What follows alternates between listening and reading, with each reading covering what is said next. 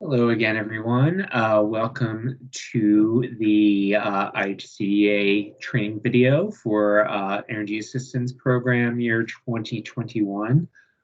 This is going to be the training for crisis mitigation strategies. Those of you who were with us in 2020 when we were in French Lick may remember this training. I'm essentially just going to present the presentation again.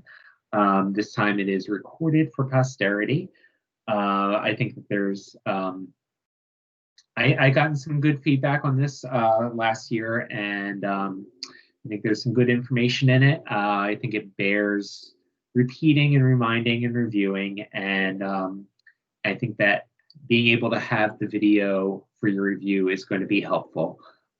So with that said, I am just going to jump right into it. I'm gonna go ahead and share my screen here. All right, and so we are going over crisis mitigation strategies.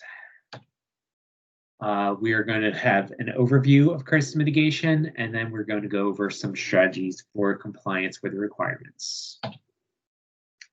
So, crisis mitigation. The federal LIHEAP statute requires both a timely and an effective energy crisis intervention program for households in need of immediate assistance. The statute defines timeliness as providing some sort of assistance within 48 hours after a household applies for benefits, or within 18 hours after a household applies if a life-threatening situation exists. The statute also requires that administering entities accept applications at sites that are geographically accessible to all households in the service area, and to either provide a means to those who are physically infirm to submit applications without leaving the home, or provide transportation to application sites for such individuals. IHCDA interprets the timeline statute to extend to the time of initial communication, even if an application has not yet been submitted. Crisis will be defined as any of the following situations. For non-bulk metered utilities, a household will be considered to be in crisis if it has received a current disconnection notice on the utility, but is not yet disconnected, or if it has already been disconnected from such utility.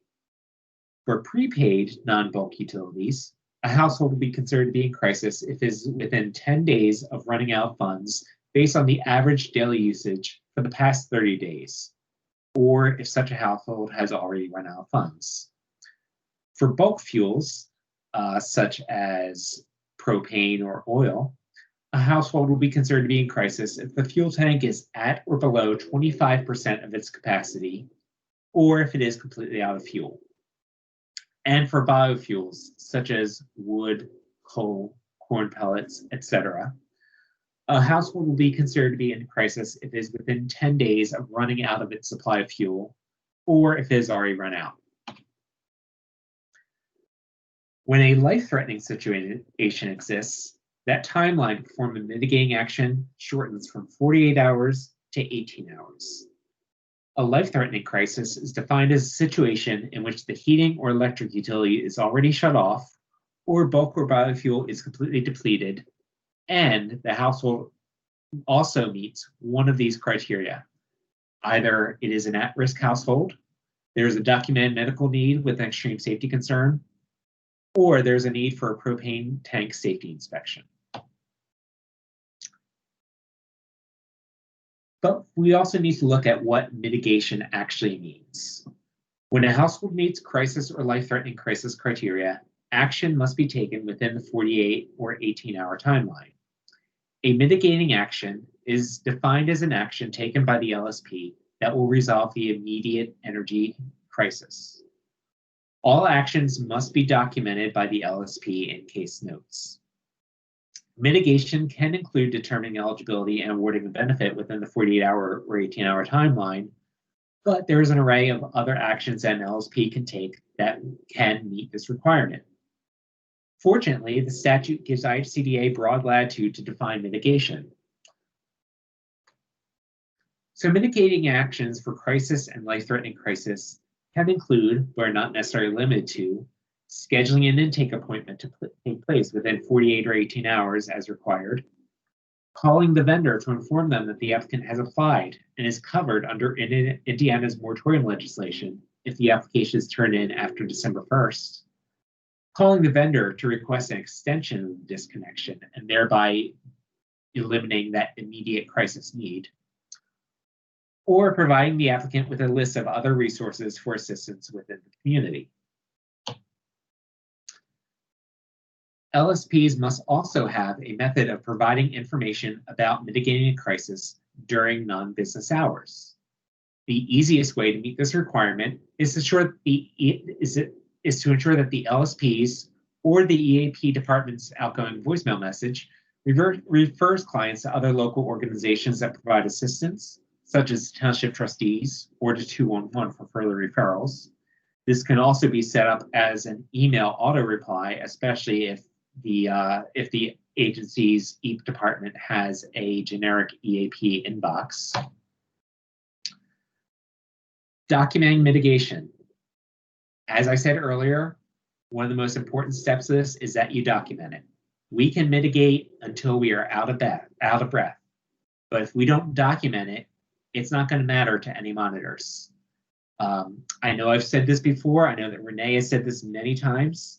When it comes to any of the actions that we take, if we don't document it, if we don't have proof that it happened, then as far as any monitors are concerned, it never happened. So because crisis mitigation is a requirement in the federal LIHEAP statute, it is vital that all LSPs and intake caseworkers are cognizant of the need to document all mitigation actions taken, including the times of these actions. Documentation could be in the form of case notes in the database or hard copy documents if those are available to you.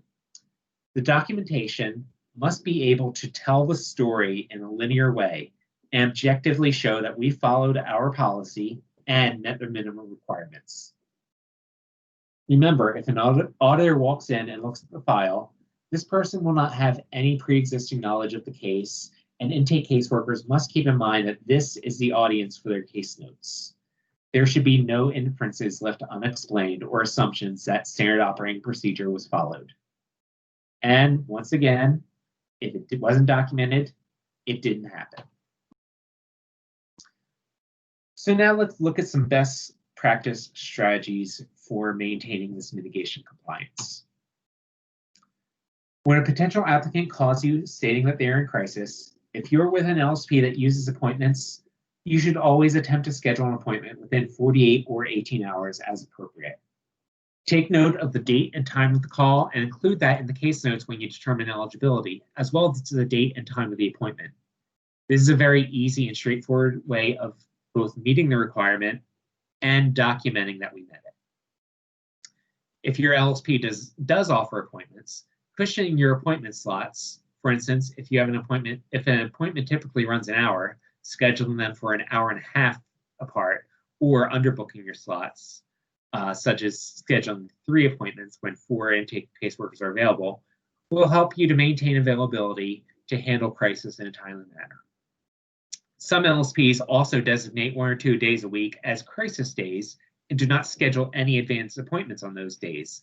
If anyone calls in crisis, they would be able to come in for an immediate appointment. Maintain a community resource list or packet consisting of other agencies in the community that provide resources for assistance. Keep hard copies of this list available and provide them to clients who are in crisis or even to all clients who apply. If you have a generic email inbox for EAP correspondence, set it up to auto-respond to everyone who emails it. The auto-response email can include referrals to other resources or instructions to call 211 for additional assistance. Vendor customer service representatives can sometimes not be aware of moratorium requirements or can be resistant to offering the protection before eligibility is determined. If you do talk to someone at one of your vendors who understands the requirements and works with you on it, try to maintain a relationship with that person and talk to them whenever you need to suspend disconnection while determining eligibility. Draft a form letter that you can send to your vendors when somebody submits an application and needs moratorium protection while you determine eligibility. Be sure to leave a space to enter the applicant's name and utility account number. Don't be afraid to quote the applicable parts of the legislation or the numerical Indiana code and identification. For documenting, be sure to date stamp every piece of paper that comes through your door as a best practice. Date stamping is at least half the job of telling the story of the file and can help explain processing delays when they happen. For instance, consider a situation in which maybe an applicant turned in an application on November 5th, but did not turn in a required piece of documentation until November 14th. If this person was in crisis on November 5th when they applied, then typically it would be expected that the crisis was mitigated by November 7th. So if you're showing that they didn't actually turn in a required piece of documentation until November 14th, you could not have done any mitigating action before the 14th. If you are able to also timestamp the documents, this can help document that we met the requirements for mitigating life-threatening crisis within the specific time frame. Take plentiful, meaningful case notes. I know that you hear Renee and I tell you this all the time, but there's a good reason for it. Try to make a habit to always leave a note in the database whenever you go into a file. Make your notes specific, not vague. Make a note of every interaction you have with an applicant, including copies of that correspondence, for instance, incomplete letters. With some of our database enhancements programmed this year, that step is going to be made easier because any letter that you generate within the database is going to automatically be saved into the case documents. Another best practice: when opening mail, take a look over the mail-in applications rather than just filing them blindly. Separate out any that appear to be in crisis and make those your priorities. Make good use of application actions in RIA or EAP Connect. I did not update this slideshow, obviously. If you give a referral, or even if you just have a resource list or packet that you give to applicants, it is quick and easy to set up an application action in order to streamline your documentation of this action.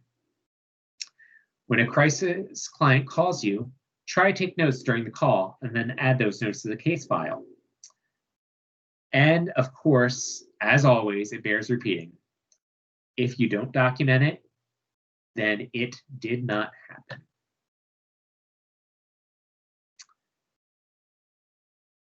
All right, that was a very brief review. This is a list of actions that is always evolving. And while ICDA does have its own best practices, we're not the ones who are doing this every day. You guys are, and I know that we have a very, very talented, very dedicated, and very clever and smart group of individuals who are working on this. And we are very interested in hearing everybody's best practices, everybody's suggestions, and in helping to share those to the rest of the network. So please, if you have any feedback on this, if you have any ideas that we didn't touch on that could help with crisis mitigation or strategies for either mitigating or for documenting that mitigation, please share them with us, and we will be happy to share them with the rest of the network. Like I said, you guys are the experts. You're the ones who do this every day, and we want to work with you to help make the program better for everyone. So thank you very much, and I will be uploading this soon. Thank you.